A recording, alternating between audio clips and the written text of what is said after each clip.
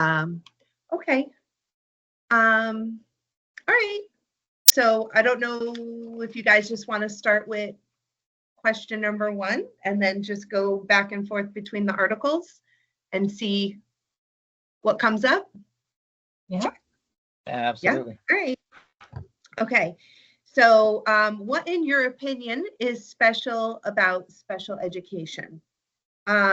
I turned to the article that I chose a lot for this, well, actually both a little bit for this one, but the parents in litigation. I liked the perspective of this one because it not only looks at what parents were doing, but also the author was both a school psychologist and an advocate.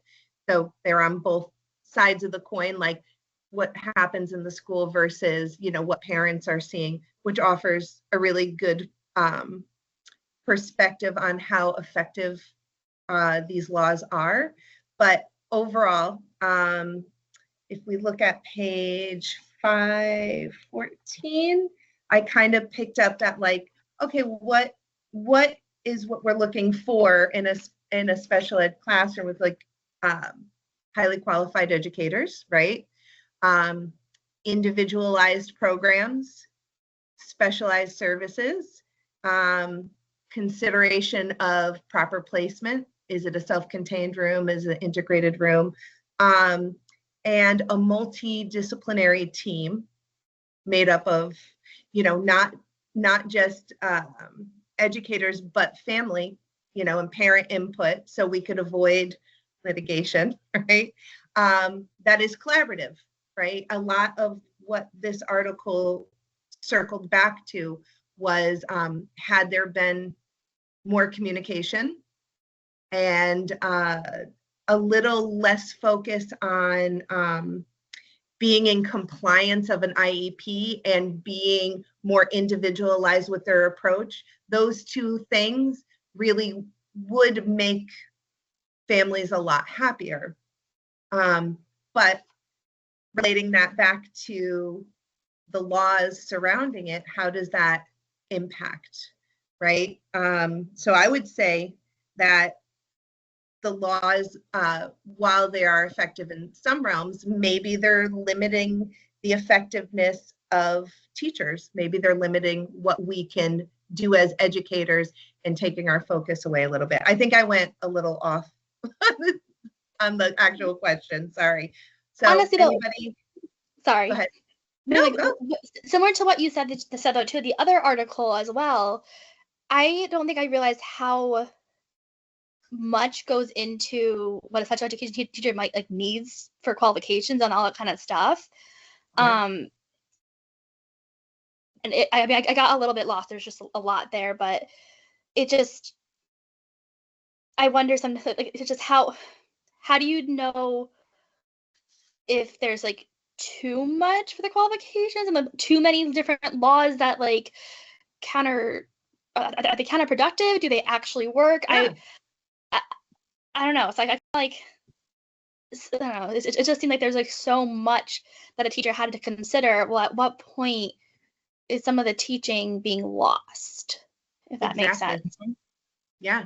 So special ed is special because we get to individualize, if we get to individualize the way we want to, if we're, you know, still within compliance and still, you know, meeting these standards of a law that is a generalized law, right? It's not specific to the student in front of us. It's generalized to all special ed students throughout the country. And I know that it does say that some of that control is given to the states to make decisions, which, you know, passes some of that control down to the districts to make decisions. But is that still too general? Right? That's a great point.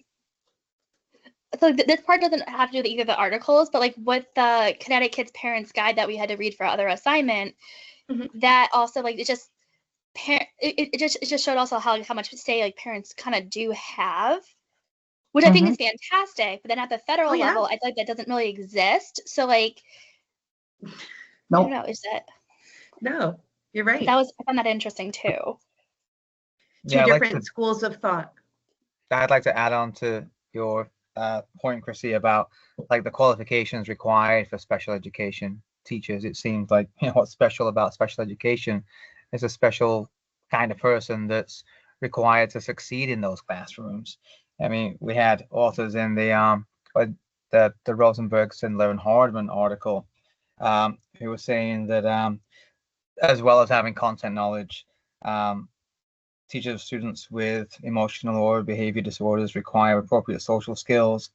They require the ability to communicate individual and collective expectations. They've got to have strategies for reading the situation, knowing when things might go down or trigger a certain student. They've got to have the ability to develop action plans and collaborate with other people in the room. Quinn, you were saying that you work with 3 other individuals just in your own room. I imagine that there's a lot of communication going on that might not even involve words, and just how you might move around the room to ensure the safety of other students at certain times, or to make sure that one student doesn't become triggered at a certain point, and evaluating those interactions. I was saying about how sometimes you've got to not take the behavior that comes to you personally. It's just a form of communication that the kiddos dealing with something at that point in time, and it comes out this way. It might feel very personal and very targeted towards us, but the reality is they just want our attention. And then other authors in the same article will say that those teachers of emotional and behavioral disorder students, they've got to include cooperative learning. They've got to get those 4 students or 8 students that they have in the classroom to actually learn together and learn to work together before they go maybe back to be integrated into general ed with a larger classroom. They've got to learn self-control strategies. You've got to teach them those. And then, thinking about Quinn's position, you've got to have the interagency collaboration too. So, you're working in one town, trying to relate or trying to reintegrate a student back into another town. You're juggling a lot of plates in the air right there. Yeah. So, kind of piggybacking off that, what I always find interesting and definitely beneficial for the students in special education is what both articles and a lot of articles will touch on, is to make sure that students with disabilities and who are eligible for special education are receiving a fair and inclusive education. I know in my position is a little bit different because our students are in a self-contained school where they're not so much in a classroom with peers in like a regular high school. But our goal long-term is to always get them back into a regular gen ed course where they can be with their peers again. So with special education, making sure that their needs are met so that these students are able to reach their full potential in the classroom and in their education throughout school as they progress and reach higher levels, to make sure that these IEPs are followed so that they have a individualized education program that follows them and really fits to their needs. Scaffolds them to the next level. And would you even say that sometimes the strategies, if we're talking about, self-regulation strategies, they carry those to other areas of their life too, right? We want to see them demonstrate it, not just in school. We want to see them demonstrated across all areas of life. So, I mean, it's there to improve more than just their academic success. Yeah, I actually found an article kind of going off that too, where it explained how having the students be included in a regular gen ed class can not only help them with their education, but also help them in the community as they go in throughout their lives and reach, adulthood, that it can help them be able to interact in their community in a better way and progress them further in life. Right. I love that idea. Love that. I do love that idea because in my classroom I can go off of so many different ideas when it comes to having this IEP and having to make sure you follow it with all my students. The most important thing is that they're out of the classroom, getting those hours to non-disabled peers. Like, the most important thing is, like I always tell my staff, is like, if they're in here, they're not meeting their hours with their non-disabled peers. So getting them out for specials, if they have hours for, push-ins, and some resource teachers might take them. And I'm like, they need this, because most of my kids are getting ready to go off to high school and transition to make that big transition to high school. And they need that interaction with these older kids to get ready for it. So I found that very interesting. And I found a quote in one of the articles that really stresses how much teachers are getting very overstressed, because they're trying to make sure that they mandate everything, and the IEP is being followed to a T, but their kids are not being educated. I feel that way a lot, especially having such a large number of self-contained students this school year. It's got to follow the IEP, but they're not getting what they need 100% from me all the time. So it's a win-lose situation is how I look at it, unfortunately. I'm sorry to hear that. Yeah. I feel like all of that really answers the question of the why special education is special. So I feel like from what all you guys said is just special education isn't just focused on just the education in the classroom. Like, it focuses on like so much other stuff. And I personally I don't think I realized how much I focused on it. And I'm so sorry I didn't. But I feel like that's part of what makes special education so special, is that it focuses on so much of the children's lives, not just the individual education. They spend a lot of time in school, so, right, we got to make sure we're covering all our bases. Yeah, it's impressive. Okay, do you want to move on to question 2? Or does anybody else want the floor? No? Okay.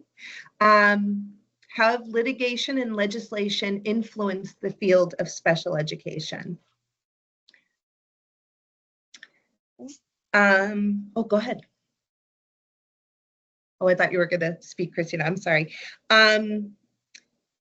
What note I wrote was first article. Are we trying to focus, which is something we've been saying, are we trying to focus on compliance? Are we trying to focus on individualization, right? Mm-hmm. So this is not, two things could be true at once. We can say that these laws are good, and we could say that these laws need reevaluation, right? Because we want inclusion, we want the kids to be in schools, but we also want teachers to be able to teach them, right? And not have this, and I understand data or it didn't happen, right? That's what we need, data or it didn't happen, and we want to make sure we're keeping track of everything that's happening in the classroom and making sure that we are compliant, but to what extent is maybe overwhelming, right? Especially, I'm in the pre-K setting. I used to be self-contained. We got up to 11 students last year. We had 2 sessions of 11. It was a lot for them. It was a lot. I'm in a integrated room right now. Integrated. Is everybody, like, do I have a 50-50 split? Is everybody evaluated before coming into my room? Nope. Is it like more of a 90-10? Yep, it absolutely is. Right. So I now have to adapt to that, right? Just like you guys have to adapt to your classrooms. So should I be stressing over every little bit of, compliance with an IEP? Or should I say, we're going to win some, we're going to lose some, and we're going to do our best every day. And sometimes we're just not going to have days that look exactly the way we planned them to, right? Little less about the laws themselves, though. So I feel like they mentioned No Child Left Behind in that article. Mm-hmm. And the No Child Left Behind maybe deters general education teachers, because they're getting a taste of what special education is like, little by little. And how are you supposed to focus on teaching to core standards? Sorry, my husband just walked through the room. How are you supposed to focus on teaching core standards and individualizing a program for a student? It's kind of hard, right? And that Yep, that was it. That was my last thought. I'm going to stop. I know this question wasn't really in the articles at all, but like this is kind of what I thought about when I was reading about this question. I think a big part of the legislation and how it's affecting special education is who is creating the legislation. Do they have people helping to create it who have been in the field and who understand the field, or are people creating it who really have no knowledge about it? And then I think that I'm kind of so happy you brought that up. Go ahead. I just like I feel like that just influences, like, it makes it, I don't know, just So some. I'm going to Yeah. I'm going to direct your attention to the second article by, I'm sorry, it was Rosenberg, Sindler, and Hardman on page 267. And because I did like highlight, make sure to mention this. They were speaking about kind of historically, like this progression of how we ended up where we are today. Yeah. And then there was the Improving America's Schools Act, which combined their theories with Goals 2000. But if you look in kind of the second column, second paragraph, there's a section that said that after they saw how things were going, they had a summit. Each summit included business leaders and educators. Why are business leaders? I didn't even notice that sentence. Right. So business leaders and educators coming together with a focus on developing high standards. Now, maybe these business people have to do with like educational development, but even then, like, why business leaders and not just educators, just policymakers specific to education? Like, I feel like you even know, our having like department. parents as part of it would be better than like business leaders. That's interesting.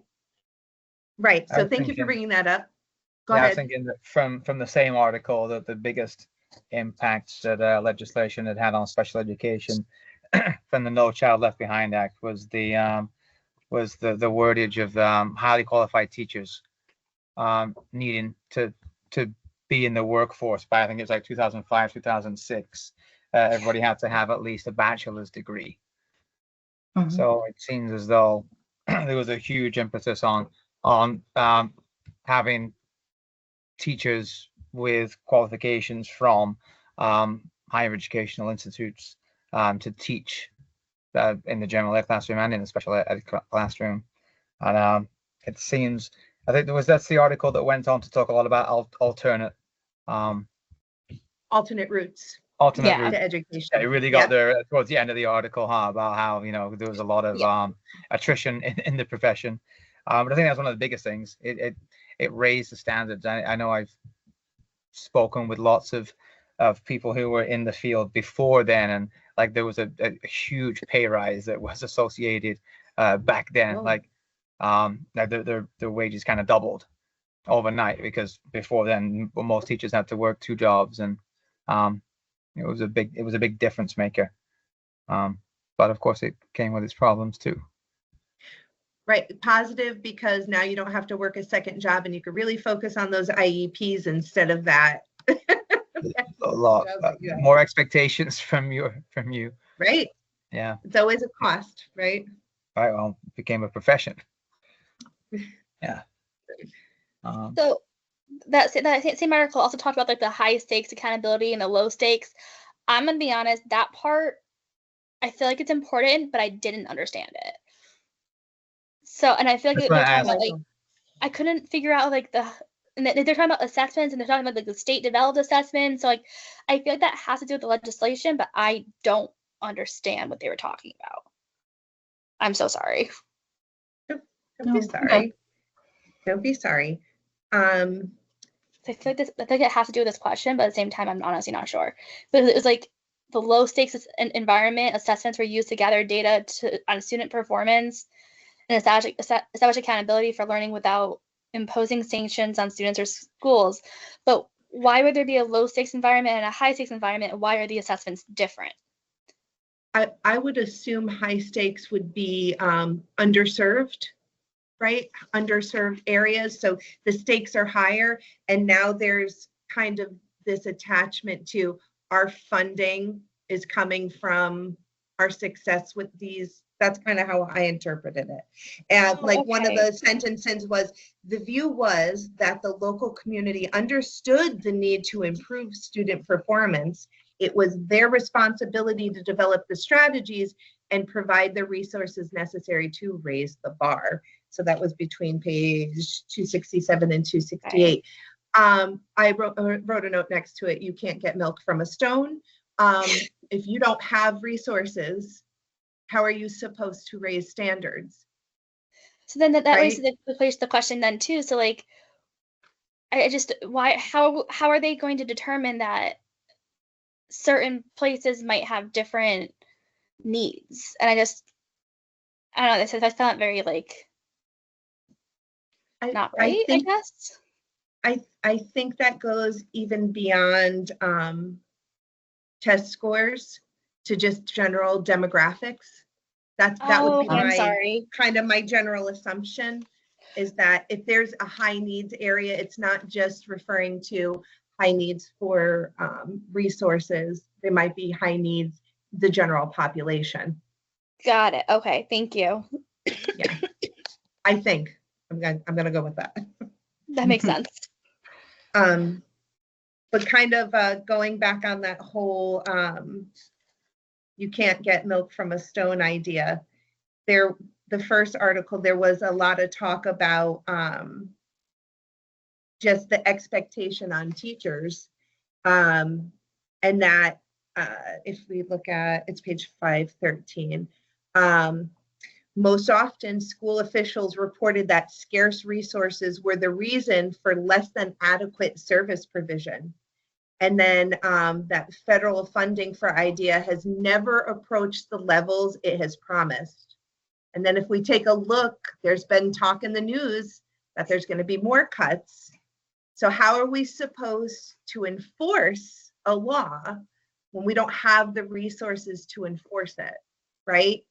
Mhm. What's the answer? So that goes way beyond teacher accountability, right? We could be, I mean, you know, and I know everybody in this call probably has spent their own money on their classroom and their students and happily done it, but that doesn't really apply to what we're talking about, right? It's the speech, the OT, our paychecks, right? Just all this multidisciplinary team, right? So if IDEA is supposed to be a certain level, but it's never gotten the funding, well then how can we enforce the law? I don't know.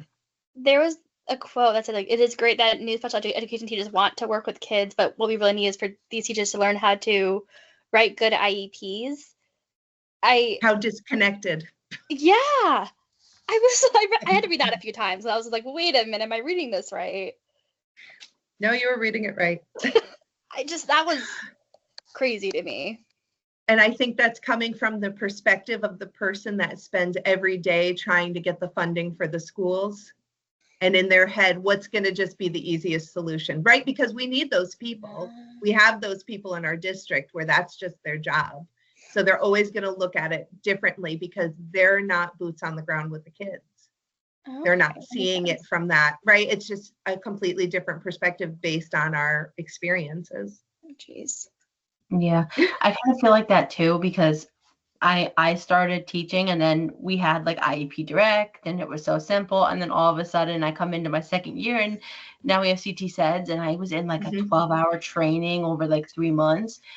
And I'm sitting there going, they made you so afraid of this platform of like, you're going to have to basically write this legal document and you're not going to know what to do. And it was like, I felt like, yes, you need that training, but just play around with it and get used to it. Where I was like, I was taken out of my classroom because this is what they're telling. This is what, the districts are hearing from, the federal, like, hey, we're moving this document. And I'm like, what about my kids? Like, they need education. And it was like, I felt like it wasted some time, unfortunately. And money and resources, right? Because they had to pay the person to come in and train you, right? And really they probably had to pay a much. sub to be in your classroom, right? Yep. It was just a lot of missing pieces that didn't make sense to me. Like, I think it's a great system now, like having it for 3 years. It's what it is. It's not that difficult. But it was like, and it wasn't all of the teachers. It was like me and my school, and then my sister's school wasn't done. Like, she just figured it out because she was never trained. They're like, oh, come do it in the summer. But they weren't paying her to do it in the summer. So she's like, no, thanks. So it's like this kind of weird flow of like, we need you to learn this legal document, but you have to do it in the summer when everybody else got the chance to do it during the school year and get paid to do it. It's funny you introduce CT sets because working in a general ed classroom, they had to create a rule that if you didn't log in every 30 days, right, you lost your login. And they basically just took it away from the general ed teachers.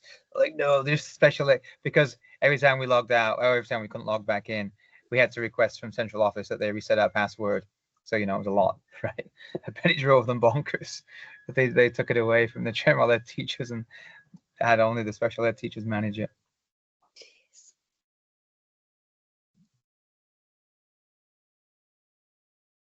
Yeah, to kind of So- go back with some of the specials that we mentioned earlier with like OT and speech and therapy. Yeah, at my school, we use these specials a lot, especially with the behavioral and therapeutic kids that need them and can't access these resources outside of school. So one thing that is said in the Rosenberg article that I think is really important is the Free and Appropriate Public Education Act. This is something that a lot of these things I kind of bring back to my own experience at my school, because we deal with a lot of students and families that are in low income areas and just don't have the money or resources or even just able to get their child there. So they access these services through our school, which it does kind of go back to what Amanda said. It does kind of stink how she was getting pulled out of her class. A lot of our kids get pulled out of our classes to access these services. So they're missing some of the education, which we try to make times where they can sit down with us after school or in their free areas or free time to kind of get back on track with the education. But a lot of these services go on while we have classes where they're pulled out of the classroom to access these services, where it's good for them because they're able to get these services like speech, OT, and therapy, where they're able to just talk about what's going on with their lives and how they're dealing with their emotions, which a lot of my students do not like to talk about, but it's good for them to be able to get this out. So I liked how they touched on that, because I see, like I said, I see in my school, a lot of these parents just can't afford or can't get these services for the kids. So it's great to see them be able to get these services while they're in school or while they're in summer school, so that they can be able to get these things out and help them benefit their education a little bit more. Quinn, you perfectly segued us to the next question. How does law provide inclusion and access to students? So you just said it perfectly. They have access to the things that they might not be able to afford, or they might not have transportation to get to. It's all being conducted in school, which is amazing. I think where we can look back to the articles where there was kind of a negative, I won't say it's a negative thing, but where it was used negatively, on page 512 of the first article, the example about the 10th grade student who read at the first grade level, where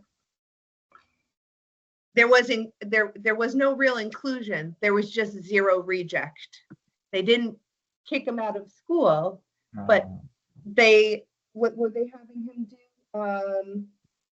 They had him placed primarily in non-academic classes and used him to help out in the school cafeteria.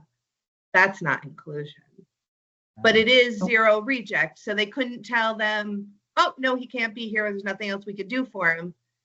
Mhm. But they felt there was nothing else that they could do for him. And they were trying to just keep him busy. So kudos to Quinn's program for including all those services. I am happy to say my school does the same. We have Yep. speech, OT, and PT all in-house. Wow. Yeah, it's awesome. So awesome. Because they're very collaborative and it's great. So Can I ask a question about that? absolutely. This is like not even part of this. I'm just a question in general. So like with like OT, speech, PT, do you guys all like, are you guys all able to communicate with the teachers and stuff too? Like, does the entire team talk, or is it just like, does that make sense? Does like speech and OT and PT talk to the teacher as well about things, or is it kind of more? Absolutely. Oh, Yeah. so it's like super Absolutely. collaborative then. Absolutely. It's the only Oh, I way it's love going to that. work. I It's the love only it. way it's My going to work. experience in general ed too. We have all the same services that Yeah. are in house. We have like, a branch of the hospital is in the school. And yeah, they get PT, OT services, and they got to collaborate with us because they got to find a good time to take the students out. Oh, That's always the deal, because they have to be in for the core lesson, and then there's the win time, what I need, and that's usually direct targeted, like remedial services usually. Mhm. And and that's super important too. There's like barely any time when these services can conveniently take a child out, so you really got to collaborate, and there's times when there's things that you can do in the classroom that could be a little note for their goals. That's so cool. Yep.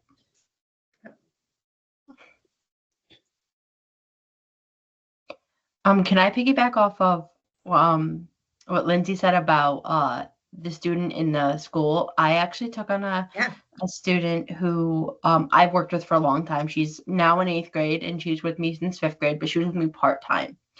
And she, by looking at her, you would be like, why is she in a self-contained? She's presents very typical with her peers, but she's been having a lot of issues with behavior and like walking into her classroom to pull her. She's always in the corner asleep on a Chromebook while her other peers are doing other things.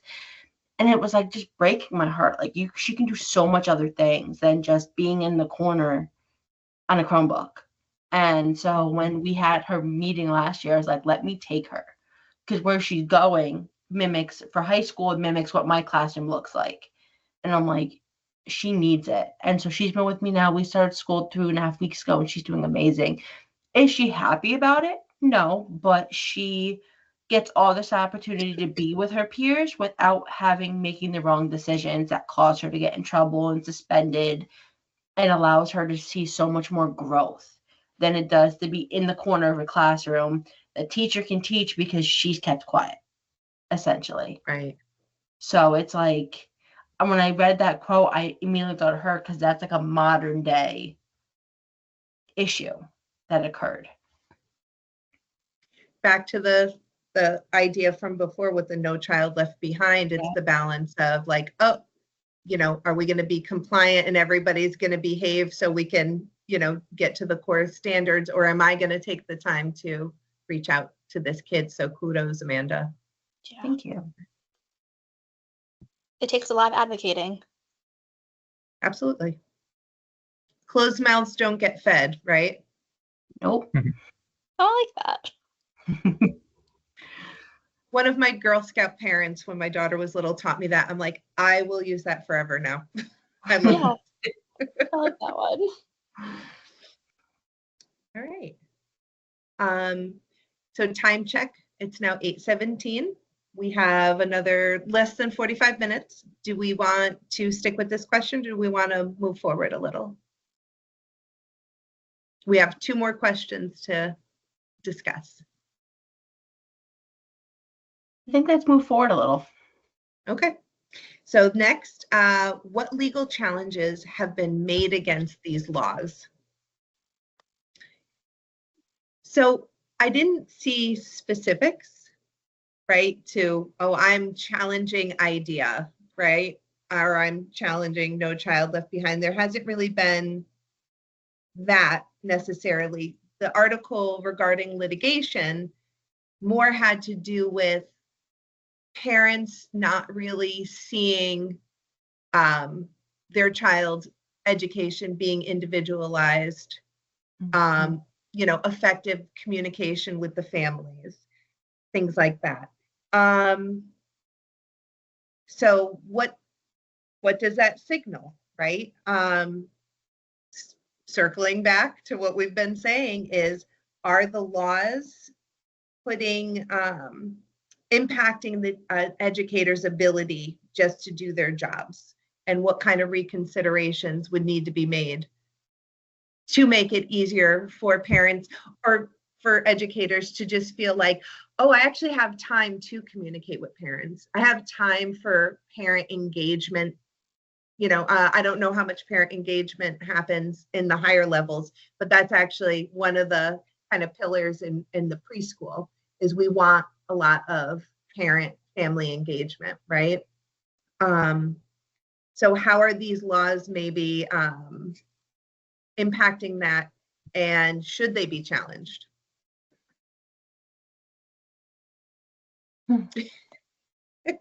I changed the question. Because we could go back maybe and talk about how we've seen the laws morph over time. Well, I mean, in general, I know this is for the spot. That's a really bad stutter. I'm so sorry. That's okay. Do think even today that the laws, to an extent, do need to be challenged, because, like you said, the teachers aren't always fully able to teach. Sorry. So I think the challenges need to be made, but how? I'm really not sure. Sorry. Well, we don't have to answer that, like how. Yeah. So to kind of piggyback off that, what Christina's just said, a lot of times, case managers and educators spend excessive time or a lot of time on paperwork and the IEPs, and it reduces the time to be able to, be directly supporting that student, because we're required to spend so much time on the paperwork side of special education. We're not able to be as direct with the student support as we want to be. Right. Can I also throw this piece in? It's a little different, but I find too that I work past my contracted hours way too much because of all of our paperwork, right? You go, okay, well, I want to teach, but I have to finish this IEP, or I have to do these progress marks, and I'm going to choose to teach today, but this IEP is due at the end of the day. So I find myself working past my contracted hours, to get it done. Also, I also think too that laws need to be updated, right? The last time I feel like IDEA was updated was 2004, right? It needs a face. Like, we need to update laws. As time goes on and we see more disabilities or different types of disability, like, everything has to be updated. And the fact that we're following this document that is now 20 years old since it's been revised, that should say something as well. Like, absolutely, totally agree. Law should be revisited and revamped. Yep. Wait, what is it? Every 3 years we reevaluate the student's need for the IEP, but we do a annual review to see if it's right. If So it's right, how come how come we could do that, but this law is 21 years old? Yep. Right, since it's had, a good looking at. So great point, excellent point.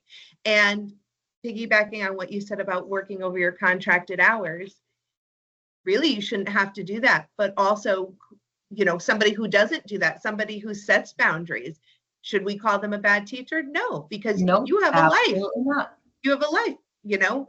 If we are saying, hey, you're not getting all your work done, should that trigger, just like with parents with litigation, should that trigger the thought of maybe they have too much on their plates. Maybe the Yeah. class sizes are too big. The caseload is too big. What we're asking is so great that, Yep. people are working past their time or not getting the things they need to done. I think it takes a certain disposition to be a teacher, which, you're emulating, Amanda, by working past your time, right? We care about our students. We want the best for them. We feel like they're ours in a sense, so we're going to make those extra sacrifices. Is that necessarily fair to then be told that, the Mhm. accountability falls solely on us working with limited resources? No. Let's revamp. That brings us back to, I think, what we've had talked about for a previous question is like, so when the things do change as well, let's include the teachers. Let's include the people who are working Yeah. directly with Yeah. the kids and who are the ones that being affected by all this to help change things. Not Let's just not the just let it be students. the business leaders who have never It's worked all with a kid. It's a money grab, and I hate saying that, but that's why business people are there. How can we make this a money situation of what district gets this and what district gets that? And like that's why that business piece is there. We could go down a rabbit hole, but I'm not going to let us. We'll save that for something not being recorded for an assignment. Sorry. No, we totally could, though. I have some things to say on that. Okay. So, gentlemen, anything to add? Not really. I found it Okay. difficult to find that there'd been challenges against IDEA and Right. NCLB from the journal articles. I think if we From go the somewhere else, specific articles. but Same. as enjoyable as they were to read, it didn't seem as though that's what they presented. Okay. Didn't want to talk over anybody, so just making sure everybody's given a chance. All right. So, last question. Does your group agree or disagree with these legal challenges? Why or why not? So we don't really have any legal challenges to speak of specifically, right? Do we agree or disagree that legal challenges would be warranted if there were legal challenges? Do we believe that when parents challenge their school district that it's warranted? Might be two It's interesting different with the things. Bridgeport scenario right now, right? Mhm. Because it seems to have just come down to funding. It's not that the professionals don't want to do their job. It's that there's too high a caseload. There aren't enough qualified teachers, and with the speech and language, like, oh my goodness, is that position a revolving door in my district? Never mind if there's anybody in to provide services for a deaf child. That's a really hard gig to keep somebody up to, because they pay, the district pays them for like 2 hours a day, and it's super difficult to meet all these needs when nobody wants to pay for them. Like, we know what we should do, but funding it is very difficult. Right, and everybody here is taking on some amount of financial responsibility for being a high qualified teacher right now, right? Yeah. Everybody has had to, right? Pay tuition. Pull from their pay tuition, right? Mhm. So sometimes our districts help us out with that, but it's never going to be completely cost free, right? So, No. A lot of the burden falls on educators, right? Yep. A lot of the responsibility falls on educators, but So you had maybe. Go ahead. so you mentioned a question earlier about like so something about parents. Should parents be able to? Do you remember what that question you asked? Yes. So if there were legal challenges to IDEA, would we kind of agree with it? And kind of on the same note, if we see a parent coming to the school district with litigation, how would we view that? Like, is that warranted? I work in a clinic. I don't work in a school system. One day I'll be in a school system, but one thing I've noticed about like a lot of the parents that I work with, when they first come, they don't fully understand what our job actually is and what we're supposed to do. So they'll come to us a lot of times, well, why aren't you doing this? Why aren't you doing this? And we'll have to like sit down and Mhm. explain to them like, well, this is what we do, this, this, and this. And like your child may not be into like where you want them to be quite yet. So I feel like I do think parents definitely have a right to like fight for their kids, 100%. Of course.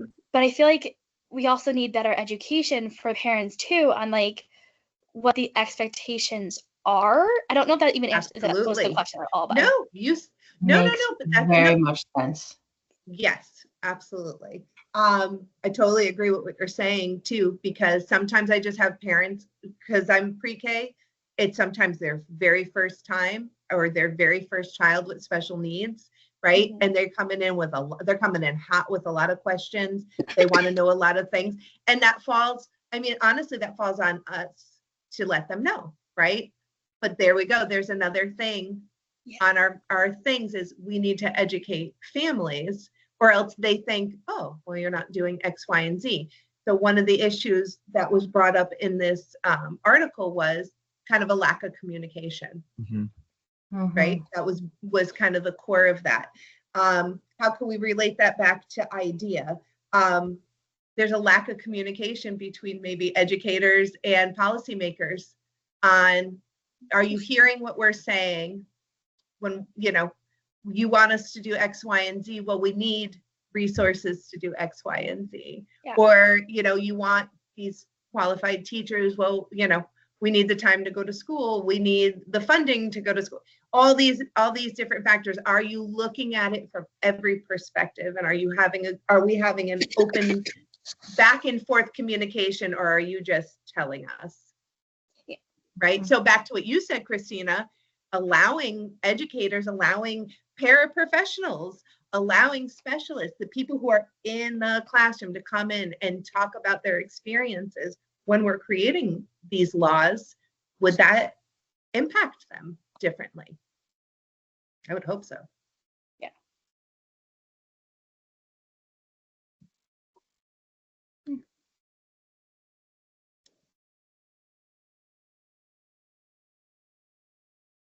All right, team. That was it. Does anybody have anything, like, even just kind of on the topic, not on the topic, that they want to add, talk about?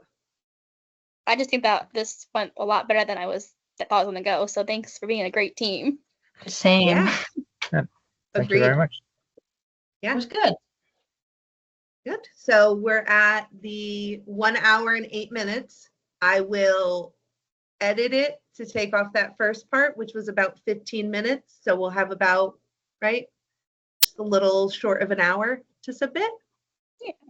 Wonderful. Yeah, it's 8:31, unless you guys want to chitty chat some more, Yeah. which is totally fine. I think it's been awesome. Thank you very much for setting this up, Yeah. Lindsay, and Yeah, it was thank you great. everybody No for problem. attending. Happy to- Thank you.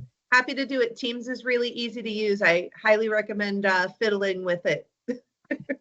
Yeah. I'm gonna And start.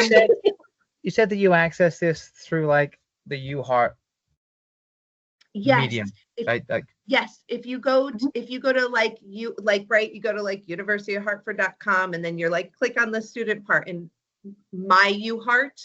Yep. When you log into that whole area, you'll see a thing that's like my apps, right? So Outlook and all Mhm. 365, something like that. If you click on that, if you don't already have Teams, you can add the Teams app. And that's how I access it. I just go through that, because then I'm already logged in under our, like my UHeart email. yeah, that's a and then huge help. set everything up. Yeah, Mhm. Thank you. right. Thank Because you very much for sharing that. otherwise you're contesting with all the other, like, because I have this same platform for work. So otherwise I'm trying to go between the two. Same. So Yeah. I Yeah. get them mixed up sometimes. Good to know. easy to do. Easy Yeah. to do. Thank you so much. Thank All right. you. Awesome. Great Thank to you meet you so all. much. Great to talk to you Me all. too. It was so nice to get to talk to everyone. Thank you so much. I hope we do it again. I know what to do Yes. too. Have a great night. Awesome. Thank you so Right. much. Thank Bye, you. guys. Bye. Okay, stop recording. Here we go.